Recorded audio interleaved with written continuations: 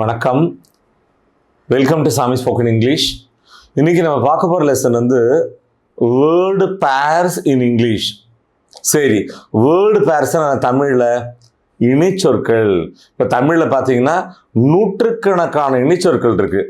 உதாரணத்தை எடுத்துக்கிட்டோம்னா கையும் களவுமாக, கண்ணும் கருத்துமாக.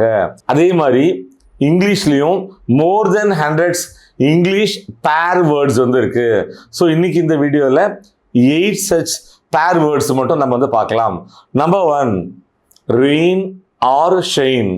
என்ன அர்த்தம்? ரெயின்னா மழை, ஷெயின்னா வெயில் அடிக்கிறது. மழை பெஞ்சாலும் சரி, வெயில் அடித்தாலும் சரி. இப்போ நம்ம தமிழில் பேசும்போது சொல்லுவோம் இல்லையா, என்ன நடந்தாலும் சரி, வெயில் அடித்தாலும் சரி, மழை பெஞ்சாலும் சரி, ஏன் சுனாமியே வந்தாலும் சரி சொல்லுவோமா? அதைத்தான் இங்கிலீஷில் கம் ரெயின் ஆர் ஷெயின்னு சொல்கிறோம். Let's see an example. Come rain or shine, I will see you on Thursday. Come rain or shine, I will see you on Thursday. நல்லா கவனிங்க, இந்த இடத்துல I will see you on Thursday தான் சொல்லணும். நம்மில் பல பேர் என்ன சொல்லிட்டு இருக்கோம்? I will meet you on Thursdayன்னு சொல்கிறோம். It is wrong. ஏன்? மீட்டுங்கிற வேர்பை 2 இடத்துல தான் நாம் பயன்படுத்தணும். எந்தெந்த இடங்கள்ல? நம்பர் 1, அப்பாயின்மெண்ட் வாங்கிட்டு யாரையாவது சந்திக்கும் போது. நம்பர் 2, யாரையாவது முதல் தடவை சந்திக்கும் போது தான் மீட் பயன்படுத்தணும். மற்ற இடங்கள்ல சி தான் பயன்படுத்தணும். அடுத்து பார்க்கலாமா? Number 2, dead or alive. என்ன அர்த்தம்?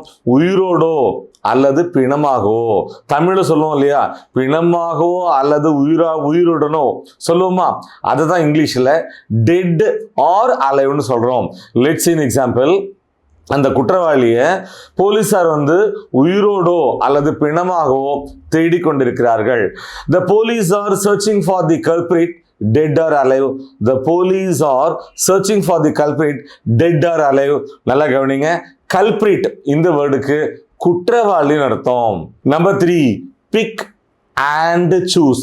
நிறைய கொட்டி கிடக்கும். ஒரு ட்ரெஸ்ஸாக இருக்கட்டும், இல்லாட்டி ஒரு ஆப்பிளாக இருக்கட்டும், என்ன பண்ணுவோம்? பார்த்து பார்த்து நல்லதா பொறுக்கி எடுப்போம். அதைத்தான் இங்கிலீஷில் பிக் அண்ட் சூஸ்ன்னு சொல்கிறோம். Let's an example. அவசரம், விரைஞ்சு செய், நேரம் ஆயிடுத்து. பார்த்து பொறுக்கி எடுக்கிறதுக்கு நமக்கு நேரம் இல்லை. ஹரி அப், there is no time to pick and choose. Hurry up, there is no time to pick and choose. Number 4, down and out. இது ரொம்ப இன்ட்ரெஸ்டிங்கான இம்பார்ட்டன்ட் வேர்டு பேர். என்னது? Down and out. என்ன அர்த்தம்? சாப்பிட்றதுக்கு சோறு இல்லாம, பணம் சம்பாதிக்கிறதுக்கு வேலை இல்லாம, படுத்து தூங்குறதுக்கு வீடே இல்லாம இருக்கிற ஒரு மோசமான நிலைமையை டவுன் அண்ட் அவுட்னு சொல்றோம். Let's an example. நான் ரொம்ப காலத்துக்கு சாப்பிட்றதுக்கு சாப்பாடு கூட இல்லாம, பணம் சம்பாதிக்கிறதுக்கு ஒரு வேலை கூட கிடைக்காம, படுத்து தூங்குறதுக்கு ஒரு வீடு கூட இல்லாம இருந்திருக்கேன்.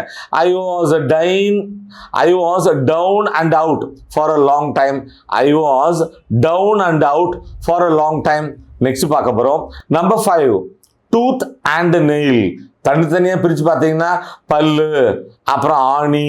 இப்போ நெயிலுக்கு இன்னொருத்தர் நகம்னு வரும், ஆனால் அப்படி அர்த்தம் கிடையாது.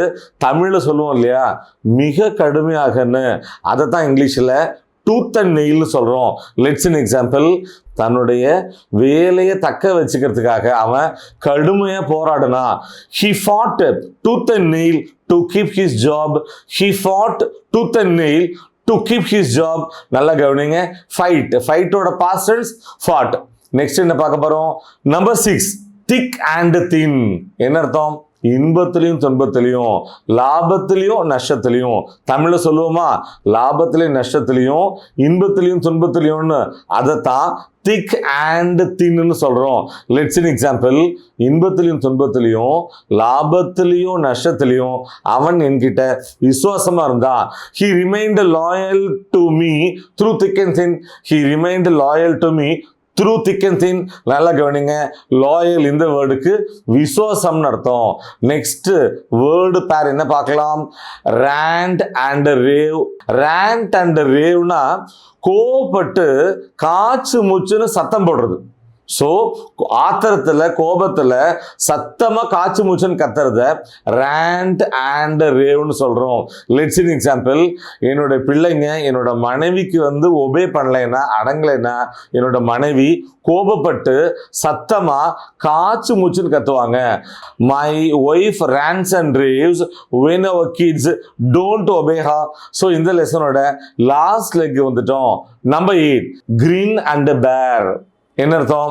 கிரீன் அண்ட் பேர்னா ஒரு கஷ்டமான சூழ்நிலை கூட கஷ்டத்தை வெளியில காமிச்சுக்காம பொறுத்துக்கிறத கிரீன் அண்ட் பேர்னு சொல்றோம். அதை தமிழ்ல சொல்லுவோம் இல்லையா, பல்ல கடிச்சிட்டு பொறுத்துக்கிறதுன்னு, அதை தான் கிரீன் அண்ட் பேர்னு சொல்றோம். லெட்ஸ் இன் எக்ஸாம்பிள், அந்த பயிற்சி வந்து ரொம்ப கொடுமையா இருந்தது, கடினமா இருந்தது, இருந்தாலும் அவன் பல்ல கடிச்சுக்கிட்டு அதை பொறுத்துக்கிட்டான். The training was brutal, but he grinned and bore it. The training was brutal, but he grinned and bore it. நல்லா கவனிங்க, இந்த இடத்துல brutal தான் கடுமையா கொடுமையா இருக்கிறதுன்னு அர்த்தம். அதே மாதிரி கிரின்னோட past tense grinned, bear பொறுத்துக்கிறது, அதோட past tense bore. My dear viewers, English பேர் வேர்ட்ஸ் இந்த லெசன் உங்களுக்கு ரொம்பவே ஹெல்ப்ஃபுல்லாக இருந்திருக்கும்னு நாங்கள் நம்புகிறோம். மீண்டும் அடுத்த பாடத்தில் சந்திப்போம். தேங்க்யூ.